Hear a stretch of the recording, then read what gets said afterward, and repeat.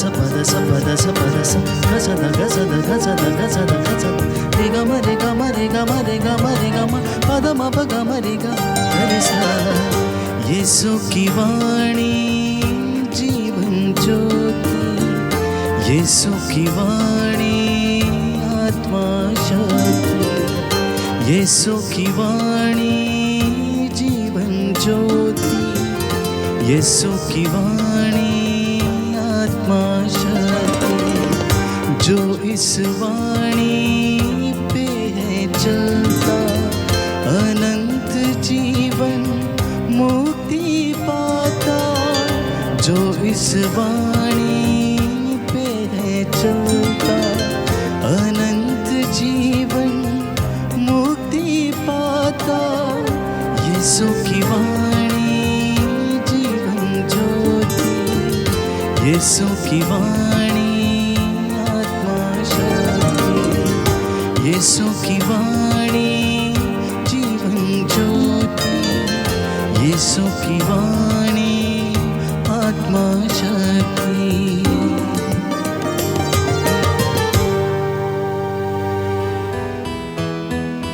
वर्ष का 28वां इतवार, पहला पाठ प्रज्ञा ग्रंथ, अध्याय 7, पद संख्या 7 से 11।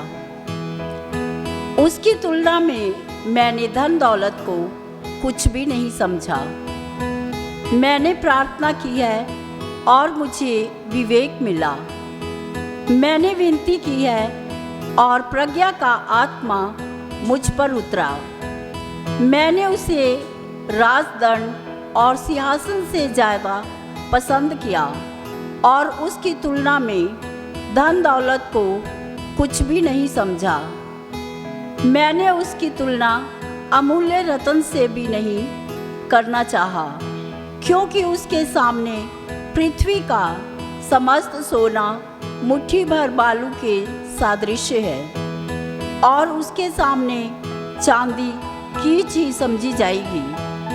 मैंने उसे स्वास्थ्य और सौंदर्य से अधिक प्यार किया और ज्योति की अपेक्षा उसे ज़्यादा पसंद किया, क्योंकि उसकी दीप्ति कभी नहीं बुझती। मुझे उसके साथ साथ सब उत्तम वस्तुएं मिल गई और उसके हाथों से अपार धन संपत्ति। प्रभु की वाणी है। ईश्वर को धन्यवाद। दूसरा पाठ इब्रानियों के नाम सन पौलुस का पत्र। ईश्वर का वचन हमारे मन के भावों और विचारों को प्रकट करता है। ईश्वर का वचन जीवंत, सशक्त और किसी भी दुधारी तलवार से तेज है। वह हमारी आत्मा के अंतरतम तक पहुंच जाता है और हमारे मन के भावों तथा विचारों को प्रकट करता है। ईश्वर से कुछ भी छिपा हुआ नहीं है। उसकी आँखों के सामने सब कुछ निरावरण और खुला है। उसी को हमें लेखा देना पड़ेगा। यह प्रभु की वाणी है। ईश्वर को धन्यवाद। प्रभु आप लोगों के साथ हो और आपकी आत्मा के साथ। संत मार्कुस के अनुसार पवित्र सुसमाचार। हे प्रभु तेरी महिमा हो। यीशु प्रस्थान कर ही रहे थे कि एक मनुष्य दौड़ता हुआ आया और उसके सामने घुटने टेक कर उसने यह पूछा, भले गुरु, अनंत जीवन प्राप्त करने के लिए मुझे क्या करना चाहिए? यीशु ने उससे कहा, मुझे भला क्यों कहते हो? ईश्वर को छोड़ और कोई भला नहीं। तुम आज्ञाओं को जानते हो, हत्या मत करो, व्यभिचार मत करो, चोरी मत करो, झूठी गवाही मत दो, किसी को मत ठगो, और अपने माता पिता का आदर करो। उसने उत्तर दिया, गुरुवर, इन सब का पालन तो मैं अपने बचपन से करता आया हूं। यीशु ने उसे ध्यान पूर्वक देखा और उनके हृदय में प्रेम उमड़ पड़ा। उन्होंने उससे कहा, तुम में एक बात की कमी है। जाओ, अपना सब कुछ बेचकर गरीबों को दे दो और स्वर्ग में तुम्हारे लिए पूंजी रखी रहेगी। तब आकर मेरा अनुसरण करो। यह सुनकर उसका चेहरा उतर गया और वह उदास होकर चला गया, क्योंकि वह बहुत धनी था।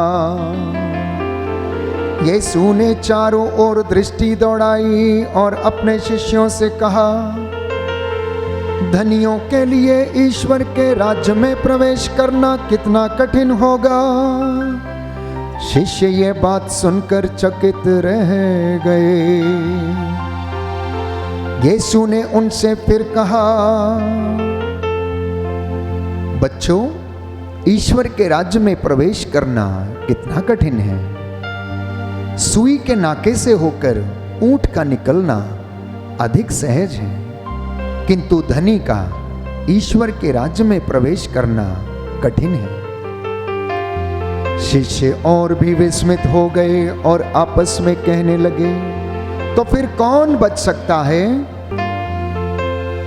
उन्हें स्थिर दृष्टि से देखते हुए यीशु ने कहा,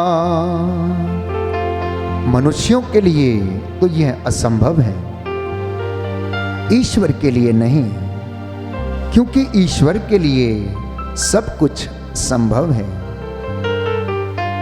तब पेत्रुस ने कहा, देखिए, हम अपना सब कुछ छोड़कर आपके अनुयायी बन गए हैं। यीशु ने कहा, मैं तुमसे कहे देता हूं, ऐसा कोई नहीं जिसने मेरे और सुसमाचार के लिए घर, भाई बहनों, माता पिता, बाल बच्चों अथवा खेतों को छोड़ दिया हो और जो अब इस लोक में 100 गुना ना पाए।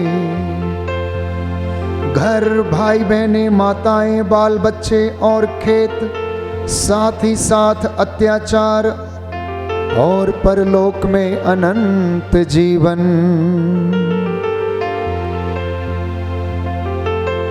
प्रभु का सुसमाचार है। हे क्रिस्त तेरी स्तुति हो।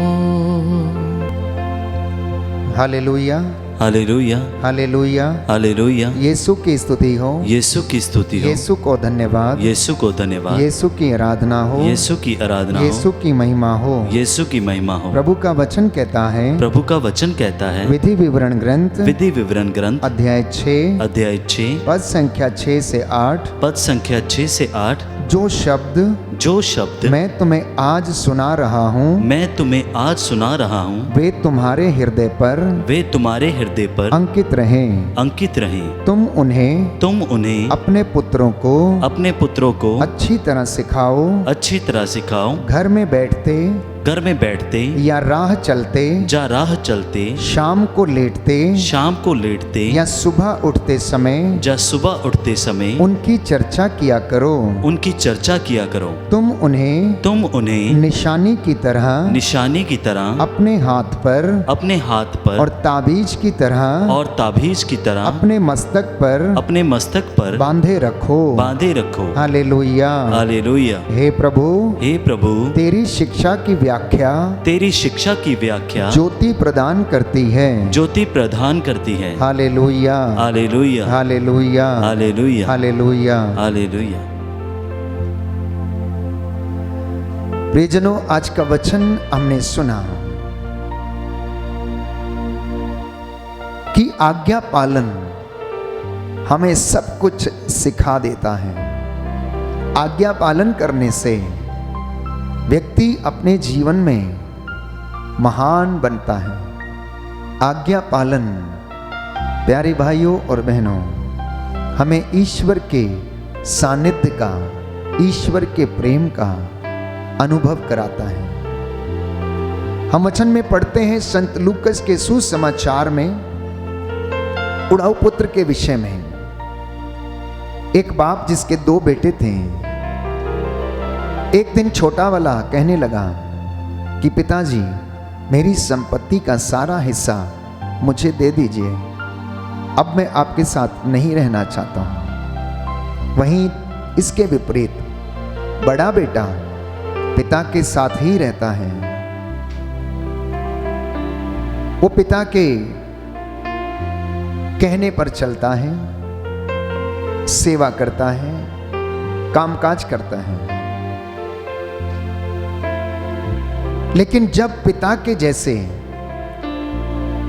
कार्य करने की बारी आती है तो प्यारे भाइयों और बहनों, वहां पर वह चूक जाता है। जब छोटा बेटा उड़ाऊ पुत्र होश में आता, लौटकर आता है, तो उसका पिता उस बेटे को क्षमा कर देता है। लेकिन बड़ा बेटा अपने भाई को क्षमा करने में असमर्थ रहता है। वो पिता की आज्ञा का पालन करने में असमर्थ रहता है। पिता उसे समझाता है, लेकिन वो पिता के जैसे प्यार नहीं कर पाता है। वो उत्कृष्ट जीवन बिताता था, बहुत ही कर्मठ था, घर में पिता की सेवा शुश्रूषा किया करता था, लेकिन पिता के जैसे क्षमा करने में असमर्थ था, अपने भाई को क्षमा करने में असमर्थ था। प्यारे भाइयों और बहनों, उत्कृष्ट जीवन व्यतीत करने से ही हमें मुक्ति नहीं मिल सकती, परंतु उत्कृष्ट जीवन को जीते जीते हमें ईश्वर की आज्ञाओं का पालन करने की आवश्यकता है। उसने सांसारिक स्तर पर सब काम किए थे, लेकिन आध्यात्मिक स्तर पर आकर उससे चूक हो जाती है। और आध्यात्मिकता, धार्मिकता हमसे प्रेम, क्षमा, सहनशीलता, विश्वास, भरोसे की अपेक्षा करती है। आज के सुसमाचार में एक नवयुवक यीशु के पास आता है, जिसके विषय में बाइबल हमें बताती है, और प्रभु यीशु से कहता है कि भले गुरु, अनंत जीवन प्राप्त करने के लिए मुझे क्या करना चाहिए? और प्रभु यीशु उससे कहते हैं कि मुझे भला क्यों कहते हो, एक ही तो भला है। आज्ञाओं में क्या लिखा है, संहिता में क्या लिखा है, आज्ञाएं तुमसे क्या कहती हैं? और प्रभु कहता है, तुम आज्ञाओं को जानते हो, हत्या मत करो, व्यभिचार मत करो, चोरी मत करो, झूठी गवाही मत दो, और किसी को मत ठगो, और अपने माता पिता का आदर करो। और वह जवाब देता है कि इन सब का पालन तो मैं बचपन से करता आया हूं, अब मुझ में किस बात की कमी है? तो यीशु को उस पर तरस आता है, और वो उनसे कहते हैं कि तुम में एक बात की कमी है। मैं जानता हूं कि तुम इन आज्ञाओं का पालन करते आ रहे हो, उत्कृष्ट जीवन बिता रहे हो। जाओ और अपनी संपत्ति बेच दो, गरीबों में बांट दो।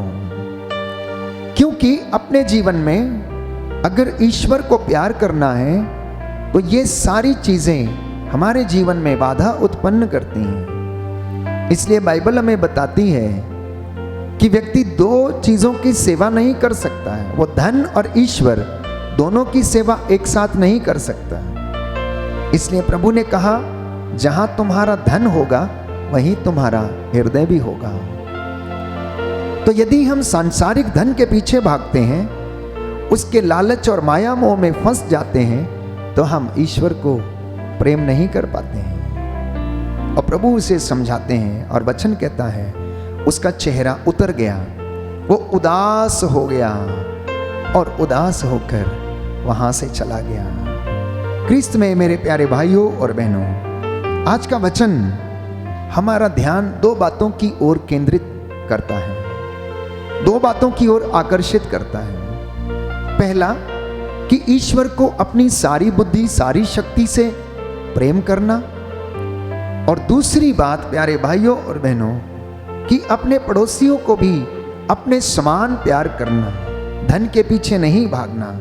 अक्सर हम लोग धन होना या नहीं होने का गलत अर्थ निकाल लेते हैं, लेकिन वचन हमें बताता है कि धन का लालच बुरा है, धन होना बुरा नहीं है। लेकिन जो व्यक्ति केवल धन के पीछे भागता है, उसके लिए अपनी जिंदगी बर्बाद कर लेता है, अपना चैनो अमन खो देता है, तो वो अपने जीवन को नष्ट कर देता है। विधि विवरण ग्रंथ में हम पढ़ते हैं अध्याय 30 पद संख्या 19 में कि प्रभु कहता है, मैं आज तुम लोगों के विरुद्ध स्वर्ग और पृथ्वी को साक्षी बनाता हूं। मैं तुम्हारे सामने जीवन और मृत्यु, भलाई और बुराई दोनों रख रहा हूं। तुम लोग जीवन को चुन लो जिससे तुम और तुम्हारे वंशज जीवित रह सकें। तो हमारे समक्ष प्यारे भाइयों और बहनों दोनों हैं, जीवन भी है, मृत्यु भी है, भलाई भी है, अच्छाई भी है। तो यह हम प्रत्येक व्यक्ति पर निर्भर करता है कि आज के सुसमाचार में हम किस चीज का चुनाव करते हैं। तो आज के सुसमाचार में एक ऐसे व्यक्ति का वर्णन प्रभु करता है जो गुणवत्ता का जीवन व्यतीत करता है, जिसे लगता है कि वह सब कुछ अच्छा कर रहा है, जिसे लगता है कि उसके जीवन में कोई कमी नहीं है, जिसे अपने आप में लगता है कि वो दान पुण्य करता है, हत्या नहीं करता, व्यभिचार नहीं करता, चोरी नहीं करता, माता पिता का आदर करता है, किसी को ठगता नहीं है। एक ऐसे व्यक्ति का वर्णन आज के सुसमाचार में मिलता है। अगर आपने बाइबल को अच्छी तरह से पढ़ा है तो आपको ज्ञात होगा कि उपदेशक ग्रंथ अध्याय 12 पद संख्या 1 बाइबल हमें बताती है कि हे नवयुवक, अपनी जवानी में अपने सृष्टिकर्ता को याद रखो। अपनी जवानी में अपने सृष्टिकर्ता को याद रखो, उसे भुलाओ मत।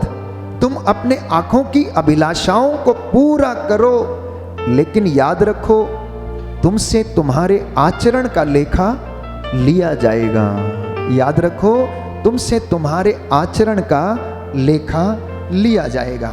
तो अक्सर हम देखते हैं कि मनुष्य उम्र ढलने के बाद धार्मिकता के रास्ते पर चलता है। जैसे जैसे उम्र ढलने लगती है वैसे वैसे वह ईश्वर की ओर अधिक अभिमुख होने लगता है, और जवानी के दिनों में वो ईश्वर को भूल जाता है। इसलिए बाइबल कहती है कि हे पुत्र, हे नवयुवक, तुम अपने जवानी के दिनों में उसको याद रखो और वह तुम्हें अनंत जीवन प्रदान करेगा। Hallelujah, hallelujah. यीशु की स्तुति हो, यीशु की स्तुति यीशु हो, को धन्यवाद, यीशु को धन्यवाद, यीशु की आराधना हो, यीशु की आराधना हो, यीशु की महिमा हो, यीशु की महिमा हो, यीशु को धन्यवाद, यीशु को धन्यवाद। तो व्यक्ति अपने आचरण या अपनी काबिलियत के कारण ही किसी उच्च पद पर पदस्थ रहता है। यह व्यक्ति भी धनी व्यक्ति था। अक्सर हम लोग धन का गलत अर्थ निकालते हैं। जैसा मैंने कहा, धन होना बुरी बात नहीं है, लेकिन बाइबल हमें बताती है धन का लालच सभी बुराइयों की जड़ है। धन का लालच सभी बुराइयों की जड़ है। तिमोथी का पहला पत्र अध्याय 6 पद संख्या 10। तो जिस व्यक्ति के विषय में आज संत लूकास हमें बताता है, वह एक नैतिक जीवन जी रहा था। वो आज्ञाओं का पालन करता था, हत्या नहीं करता था, व्यभिचार नहीं करता, झूठी गवाही नहीं देता, माता पिता का आदर करता था, और उसके पास सब कुछ था। एक साधारण मनुष्य इस जीवन में चाहता है, जो कुछ भी चाहता है वो उसके पास था, परंतु इतना सब होने के बावजूद उसके मन में शांति नहीं थी। वो अनंत जीवन की आस लिए हुए इधर उधर भागता फिरता था। वो शांति खोजता था लेकिन मिलती नहीं थी। उसे लगता था इतना सब कुछ होने के बावजूद कहीं ना कहीं पर कमी अवश्य है। अक्सर हम देखते हैं कि उम्र धन कमाने में लोग लगा देते हैं और जब वे उसे प्राप्त कर लेते हैं तब उन्हें उनका जीवन खाली सा लगता है। और यह उस धनी व्यक्ति के साथ भी हुआ जिसके विषय में आज का सुसमाचार हमें बताता है। संत यूहन्ना का सुसमाचार अध्याय 3 पद संख्या 16 वचन में बताता है कि ईश्वर ने संसार को इतना प्यार किया कि उसने उसके लिए अपने इकलौते बेटे को अर्पित कर दिया, जिससे जो कोई उसमें विश्वास करे उसका सर्वनाश न हो बल्कि वह अनंत जीवन प्राप्त करे। तो वचन ये बताता है प्यारे भाइयों और बहनों कि ईश्वर के पुत्र में विश्वास करने से हमें अनंत जीवन मिलता है, केवल अच्छे कार्य करने से नहीं। केवल अच्छे काम करने से अनंत जीवन प्राप्त नहीं हो सकता, मुक्ति प्राप्त नहीं हो सकती।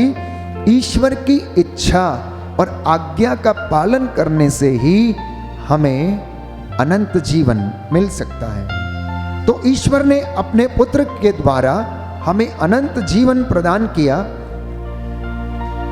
जिस अनंत जीवन के विषय में यह नवयुवक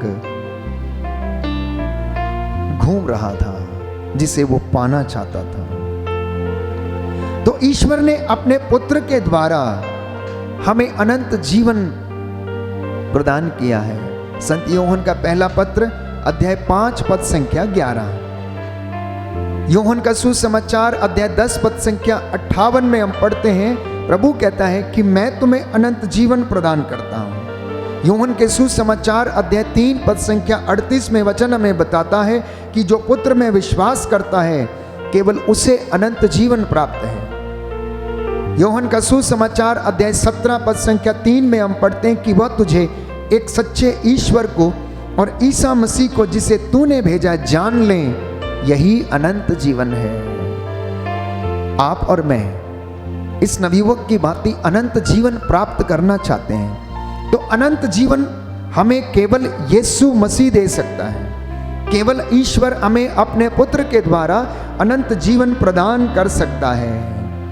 उस धनी को मालूम था कि यीशु के द्वारा उसे अनंत जीवन प्राप्त हो सकता है, इसलिए वह दौड़कर यीशु के पास आता है और उनसे सवाल पूछता है। लेकिन प्रभु उसके विचारों को जान लेते हैं, क्योंकि यीशु तो हृदयों की थाह लेने वाले ईश्वर थे और वो उसकी बात को समझ जाते हैं। इसलिए वह सीधे स्पष्ट रूप से नहीं कहते जैसे कि वो अक्सर कहते मेरे पीछे चले आओ या मेरा अनुसरण करो, परंतु प्रभु ने उस मनुष्य के मन को समझकर कहा, जाओ और अपना सब कुछ बेच दो और गरीबों में बांट दो और तुम्हारे लिए स्वर्ग में पूंजी रखी रहेगी, तब आकर मेरा अनुसरण करो। यीशु का अगर अनुसरण करना है तो प्यारे भाइयों और बहनों, हमें जीवन में कुछ चीजों को त्यागना होगा। अक्सर लोग सोचते हैं कि अगर हम ईश्वर के रास्ते पर चलेंगे, प्रभु यीशु के मार्ग पर चलेंगे तो हमें बहुत सी चीजों को त्यागना होगा। वास्तव में यदि हम यीशु के पीछे चलेंगे तो बहुत सारी चीजें हमें मिल जाएंगी। हमें बहुत सारी चीजें प्यारे भाइयों और बहनों मिल जाएंगी, जिसे कि प्रभु यीशु स्पष्ट करता है कि तुम सबसे पहले ईश्वर के राज्य और उसकी धार्मिकता की खोज में लगे रहो, बाकी की चीजें तुम्हें यूं ही मिल जाएंगी। Hallelujah, hallelujah. यीशु की स्तुति हो, यीशु की स्तुति हो, यीशु को धन्यवाद, यीशु को धन्यवाद, यीशु की आराधना हो, यीशु की आराधना यीशु हो, की महिमा हो, यीशु की महिमा यीशु हो, को धन्यवाद, यीशु को धन्यवाद। प्रभु का वचन कहता है, प्रभु का वचन कहता है, तेरी शिक्षा मुझे ज्योति प्रदान करती है, मुझे ज्योति प्रदान करती है, और मेरा पथ आलोकित करती है, आलोकित करती है। Hallelujah, hallelujah, hallelujah, hallelujah. स्तोत्रकार कहता है, स्तोत्रकार कहता कहता है, मुंह में टपकने वाले मुंह में टपकने वाले मधु की अपेक्षा मधु की अपेक्षा तेरी शिक्षा तेरी शिक्षा मेरे मेरे लिए अधिक मधुर है। अधिक मधुर है। हालेलुया। हालेलुया। मैंने तेरी शिक्षा मैंने तेरी शिक्षा अपने हृदय में सुरक्षित रखी जिससे कि मैं तेरे विरुद्ध पाप न करूं। हालेलुया। हालेलुया। हालेलुया। हालेलुया।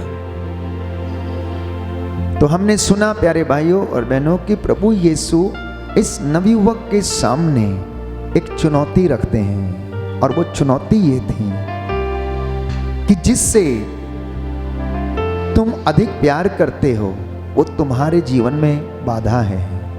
आज्ञाओं का, संहिता का पालन तो तुम करते हो, लेकिन इन सबसे ज्यादा प्रेम तुम धन से करते हो। इसलिए तुम अपने जीवन से इसका मोह छोड़ दो और तुम्हारे लिए पूंजी रखी रहेगी। क्योंकि मत्ती के सुसमाचार अध्याय 6 पद संख्या 24 में प्रभु का वचन कहता है कि कोई भी व्यक्ति 2 स्वामियों की सेवा नहीं कर सकता। वो या तो एक से बैर और दूसरे से प्रेम करेगा, या एक का आदर करेगा और दूसरे का तिरस्कार। तुम ईश्वर और धन दोनों की सेवा नहीं कर सकते। तो उस व्यक्ति ने यीशु को छोड़ धन को चुन लिया। उस व्यक्ति ने यीशु को छोड़ दिया और धन को चुन लिया। उदासीन होकर अनंत जीवन पाने का अवसर उसने खो दिया, क्योंकि धन का लालच सभी बुराइयों की जड़ है, जैसा कि संत पौलुस तिमोथी को पहले पत्र अध्याय 6 पद संख्या 10 में स्पष्ट करता है। तो ईश्वर धन संपत्ति, आलीशान घर, आधुनिक उपकरण होने के विरुद्ध नहीं है प्यारे भाई और बहनों, परंतु उनके प्रति अत्यधिक लगाव और ईश्वर को छोड़कर उन पर निर्भरता के विरुद्ध है। तो ईश्वर माता पिता भाई बहनों के विरुद्ध नहीं है, परंतु वे ईश्वर से परित्याग या विमुखता के विरुद्ध है। मार्कुस के सुसमाचार अध्याय 10 पद संख्या 29 से 30 में हम पढ़ते हैं। तो आज ये चुनौती मेरे और आपके लिए है। हम किस चीज का चुनाव करना चाहते हैं अपने जीवन में? भौतिक चीजों का, आधुनिक चीजों का? कई लोगों के घर में सब चीजें हैं, पर्याप्त मात्रा में हैं, लेकिन शांति नहीं है, प्रेम नहीं है, क्योंकि शायद उन्होंने ईश्वर की शिक्षा को ग्रहण नहीं किया है और अपने जीवन में उन्होंने उस धनी व्यक्ति के जैसे प्रभु की चुनौती को स्वीकार नहीं किया है।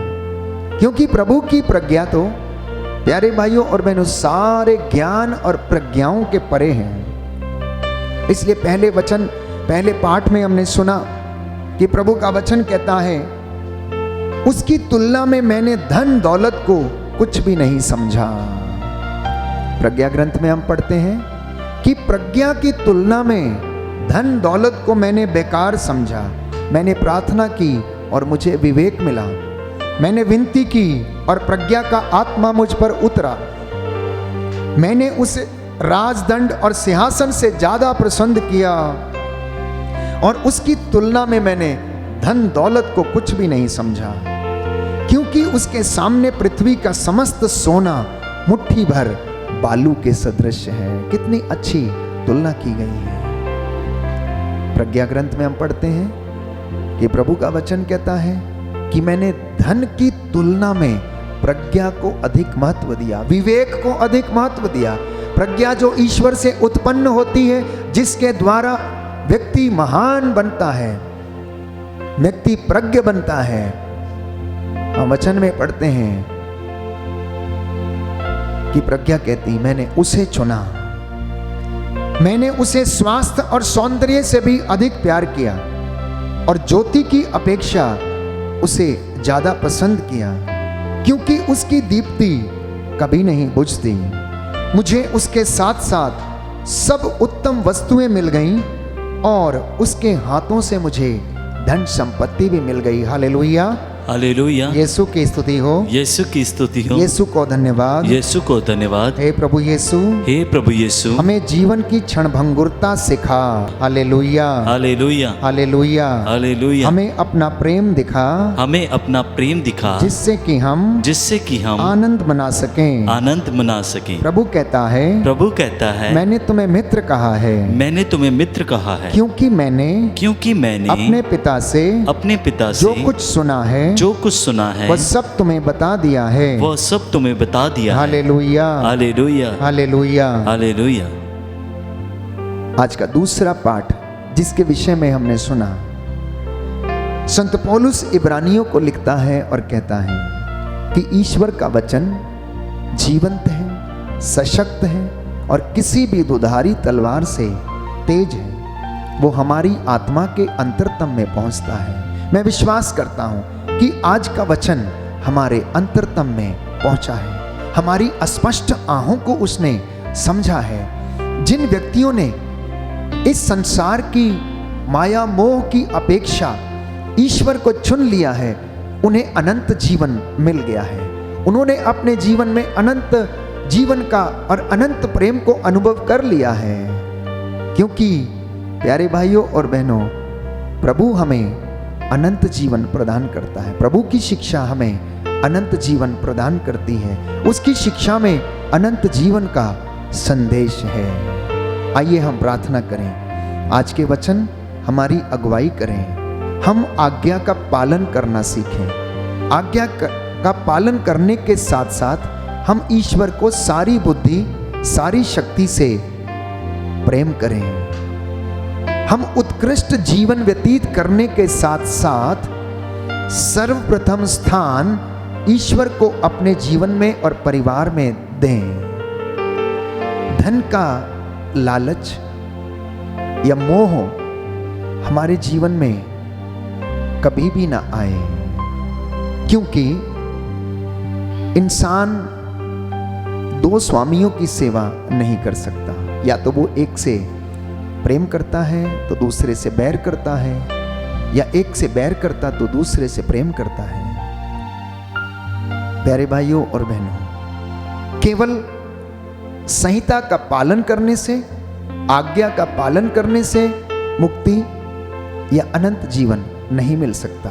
ईश्वर की इच्छा पूरी करने से हमें अनंत जीवन मिल सकता है, और ये अनंत जीवन हमें प्रभु दे सकता है। उसके लिए कुछ भी असंभव नहीं है। उसके वचन हमारे मार्ग का उजाला है और हमारा मार्ग प्रशस्त करते हैं। आइए हम प्रार्थना करें, इन वचनों के द्वारा मेरे और आपके जीवन में शांति आ जाए, चंगाई आ जाए।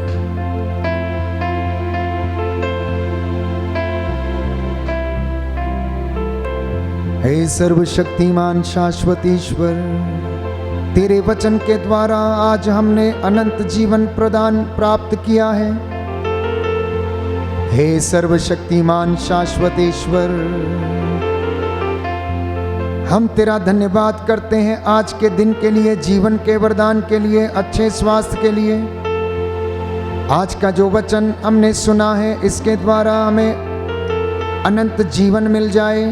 संसार का, धन का, माया मोह का लालच छोड़कर हे प्रभु यीशु, हम अपने जीवन में आपके वचनों को प्रथम स्थान दें। हम तुझे हृदय से प्यार करें, सारी शक्ति से, सारी बुद्धि से प्यार करें, अपने पड़ोसी को भी अपने समान प्यार करें, और तू हमें अनंत जीवन और मुक्ति प्रदान करे। हे प्रभु यीशु, तूने हमें मित्र कहा और वो सब कुछ बता दिया जो तूने पिता से सुना है। आज हमारे जीवन में अनंत शांति प्रदान कर और हमारे मार्ग को प्रशस्त कर। जितने लोगों ने आज का वचन सुना है, इनके जीवन में शांति आ जाए, चंगाई आ जाए। हमारी प्रार्थना सुन ले हमारे उद्धारकर्ता यीशु प्रभु के द्वारा। आमीन।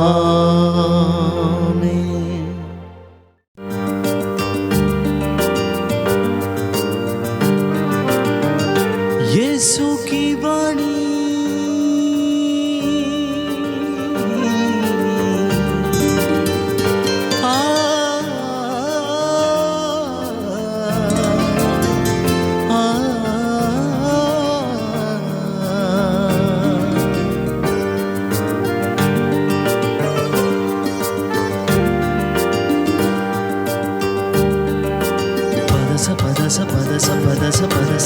सा ध ग सा ध ग सा ध ग सा ध ग सा रे ग म रे ग म रे ग म रे ग म रे ग म प द म प ग म रे ग रे सा। यीशु की वाणी जीवन ज्योति, यीशु की वाणी आत्मा शक्ति, यीशु की वाणी जीवन ज्योति, यीशु की वाणी आत्मा शक्ति। जो इस वाणी पे है चलता, अनंत जीवन मुक्ति पाता। जो इस वाणी पे है चलता, अनंत जीवन मुक्ति पाता।